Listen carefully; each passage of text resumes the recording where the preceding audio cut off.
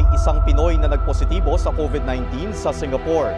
Kinumpirma ni Undersecretary Brigido Dulay ng Civil. Maghahanda ang task force ng expanded advisory sa lahat ng DepEd units bilang unang hakbang. Umakyat na sa 259 ang bilang naman namatay sa novel coronavirus acute respiratory disease sa China. Sa kabuuan, umakyat na ang bilang na nagkasakit sa higit 11,790.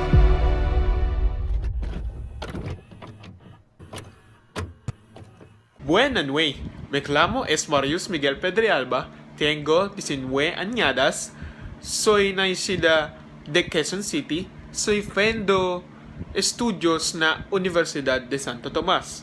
Tengo dos hermanos, mi fagoya de viajar, estar con mis amigos, ver Facebook, escuchar música. Muchas gracias por escucharme. Rasmia contra o coronavirus. Buenas noches.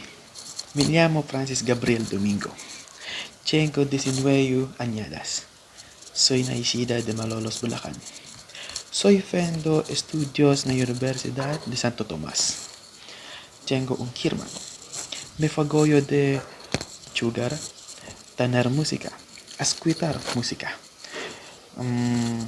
ver Netflix y estar con los míos amigos. Muchas gracias por escucharme. Rasmia contra el coronavirus. Buenas noches, me llamo Clyde A. Eugenio.